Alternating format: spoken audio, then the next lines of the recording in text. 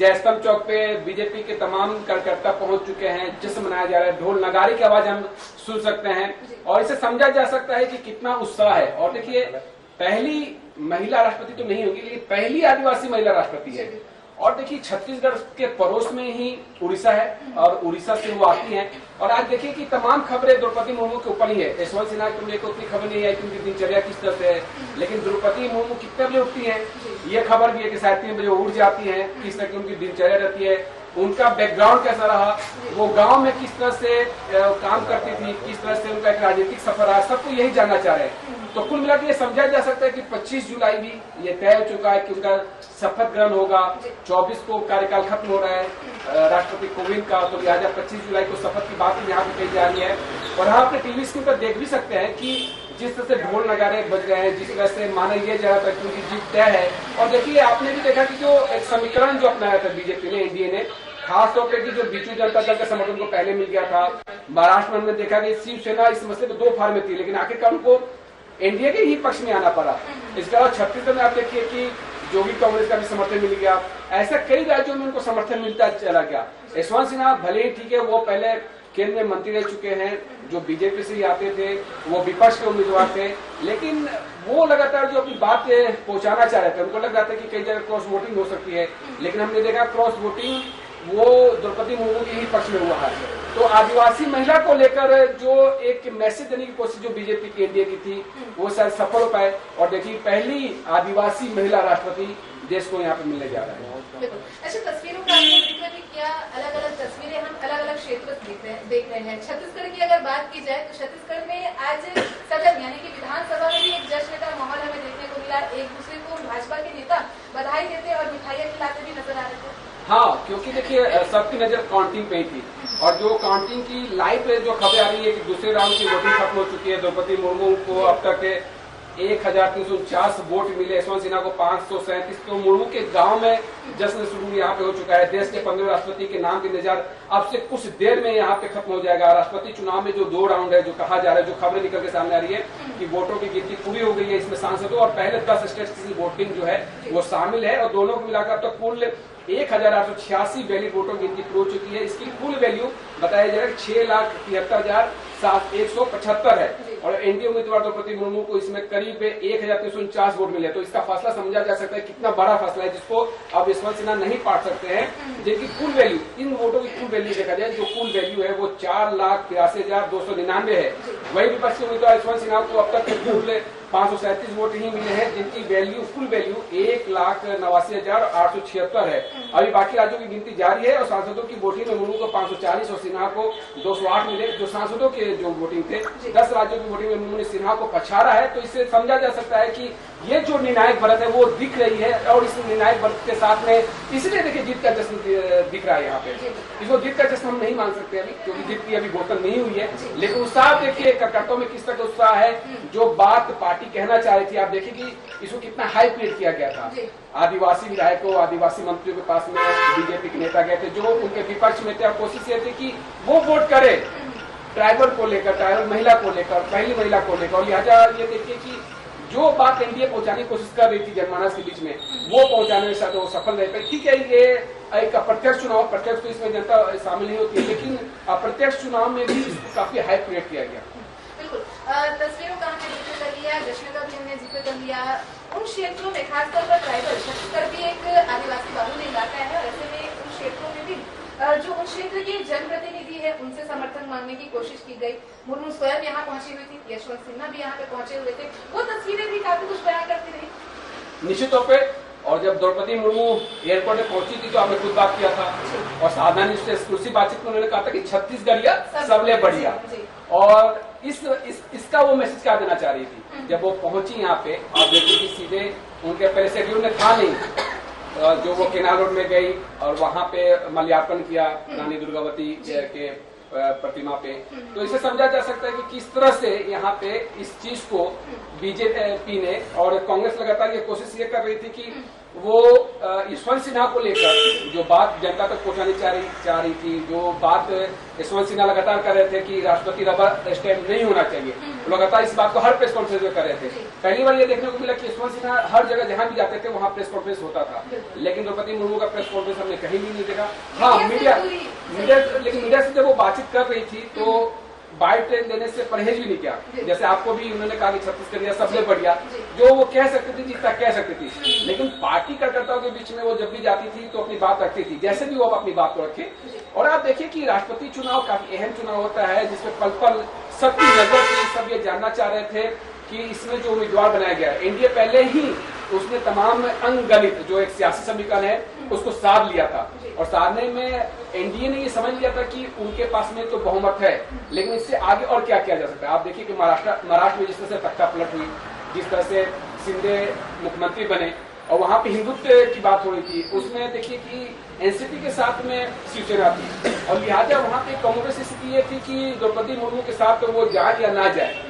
तो लगातार ये कसमों-कस की स्थिति कई राज्यों में देखने को मिली। आज झारखंड में देखिए कि वहां पे आदिवासी बहुल इलाका है, छत्तीसगढ़ आदिवासी बहुल इलाका है, और लिहाजा ये कोशिश हुई कि आदिवासी क्षेत्र से ये आती है, तो लिहाजा जो आदिवासी क्षेत्र के सांसद है, जो आदिवासी क्षेत्र के विधायक है, वो इनको वोट करे, चाहे वो कांग्रेस में क्यों ना हो। ये तो कोशिश हुई ना, आपने भी देखा। और लगातार एनडीए इस चीज को लेकर तमाम जनप्रतिनिधियों के दरवाजे पर उन्होंने दस्तक भी दी और कोशिश एक इसी में तस्वीरें छत्तीसगढ़ में भी देखने को मिली। जनता कांग्रेस भले ही कांग्रेस से निकला हुआ एक अंश रहा है, लेकिन उनके जो विधायक थे उन्होंने भी सीधे तौर पर समर्थन की घोषणा कर दी। छत्तीसगढ़ में बसपा के जो तमाम विधायक है उनकी भी एक घोषणा है। तो क्या इसे देखिए कि सत्ता में भाजपा है इसलिए ये घोषणा, या फिर कुछ और तस्वीर? देख, सत्ता में तो केंद्र में भाजपा है ना, यहाँ पे तो कांग्रेस है छत्तीसगढ़ में। हाँ, केंद्र में है। और देखिए इससे कोई माइलेज तो जोगी कांग्रेस को बहुत ज्यादा नहीं मिल सकता है, चाहे भाजपा को नहीं मिल सकता है, लेकिन इसमें ये हुआ कि चूंकि वो छत्तीसगढ़ से बिलोंग करते हैं, छत्तीसगढ़ एक आदिवासी बहुल इलाका है, 32% जो आबादी है वो आदिवासियों की है, तो आदिवासी सिंपैथी, आदिवासी क्योंकि अगले साल चुनाव होना है, आदिवासी महिला अगर पहली महिला राष्ट्रपति की उम्मीदवार है, और जिसका आप देखिए कि पहले दिन से जिस तरह से उनके नाम की जैसी घोषणा हुई, तो उनके गांव की तस्वीर देखिए, उसके बाद में बिजली पहुंची उस गांव में। ये विडम्बना ही है देश की आजादी के इतने सालों बाद है कि राष्ट्रपति एक ऐसे गांव से आती है जहाँ पे बिजली नहीं पहुंच पाती, उनके उम्मीदवार बनने के बाद में बिजली पहुंचती है। आप देखिए वो मंदिर में झाड़ू लगाती नजर आई। फिर उनके बारे में ये बात बहुत तेजी से कहा गया कि उन्होंने अपने कितनों को लोगों को खोया है, उनका एक सामाजिक जीवन कैसा था, वो नहीं आना चाहती थी राजनीति में। बहुत सारी बंदिशें जो होती है जो पिछड़े इलाकों में, वो बंदिशें उनके सामने थी। उनके जिंदगी का एक एक पल, एक एक जानकारी जब मीडिया में सामने आ रही थी, तो बहुत ही छोटे से इलाके से जो आती है, वो उनका इतने सर्वोच्च पद पे पहुंचना, तो इसको लेकर आप देखिए सोशल मीडिया में बहुत सारी बात हुई। सोशल मीडिया में ये कहा गया कि जो पहले एक जिनका ओहदा होता था, जो एक स्थान पा लेते थे, एलिट आप मान लीजिए, ठीक है, जो नीचे से उठा लेकर एलिट हो गया, उनको ये अब तक पद मिलता था।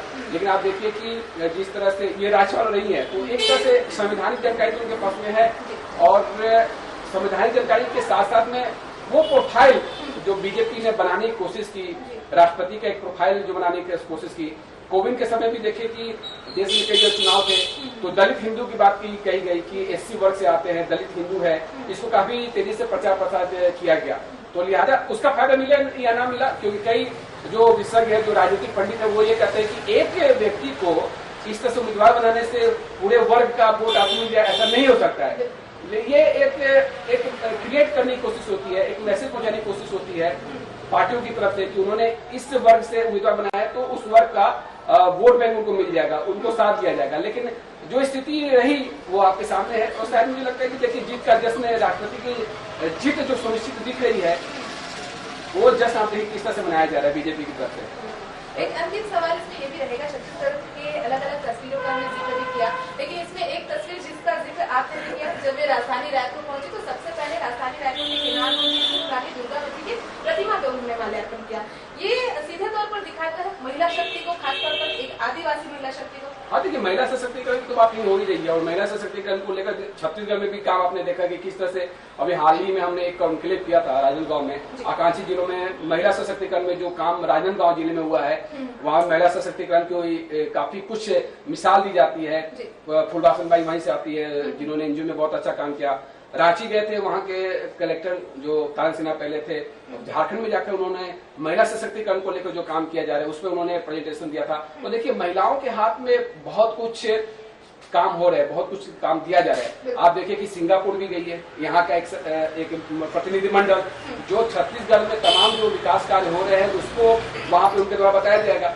तो आज इससे समझा जा सकता है कि जो महिलाएं चंद दीवारों में घिरी रहती थी, उन्होंने उस दीवारों को तोड़ा है और उस दीवार को तोड़ने के बाद में उन्होंने ऐसा काम किया है जिसकी तारीफ हो रही है, विश्व पटल पे तारीफ हो रही है। सिंगापुर जा रहे हैं यहाँ के डेलीगेशन, जो गोधन योजना का जो जिनको फायदा मिल रहा है, जो लाखों रुपए कमा पा रहे हैं, जिनके सामने कई सारी चुनौतियां थी, तो उन बंदिशों को तोड़ा है। और शायद देखिए राष्ट्रपति के तौर पे जब शपथ होगा तो द्रौपदी मुर्मू एक मिसाल बन सकती है और लोग ये कह सकते हैं कि उन्होंने देखिए अब ये बहुत सारी चीजों की सियासी समीकरण होता है, लेकिन देखिए कि उन्होंने किससे से फाइट किया, वो आज इस पैदान में पहुंची।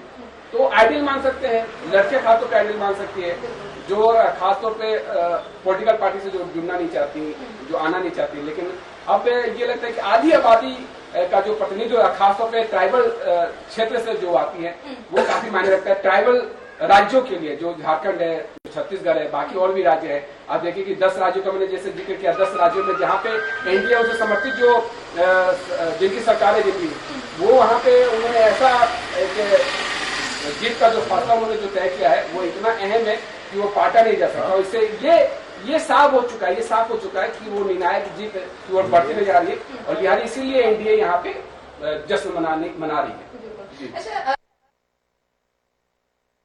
राजनेताओं से ज्यादातर ये सवाल होते हैं, लेकिन आपसे इसलिए ये सवाल क्योंकि आप जब आदिवासी बहुल इलाकों में गए हैं, वहाँ की स्थिति को आपने समझा है। ऐसे में जब एक आदिवासी महिला राष्ट्रपति नियुक्त होती है, बनकर के आती है, तो उन क्षेत्रों का विकास और भी बढ़ जाता है। उड़ीसा का भी आपने जिक्र किया, जिस क्षेत्र से मुर्मू आती है उस क्षेत्र में बिजली नहीं थी, लेकिन जैसे ही घोषणा हुई उनकी उम्मीदवारी उस क्षेत्र में बिजली पहुँच गई। तो ऐसे अब संभव माना जाए उनकी उम्मीदवारी के पश्चात, उनके जीत के पश्चात, कि उन क्षेत्रों में विकास का भी पहुंचे। निश्चित तौर पर देखिए वो जिस क्षेत्र से आती है, काला हांडी भी वहीं से आता है, जहाँ काफी भुखमरी की स्थिति है, बहुत सारी चीजें हैं।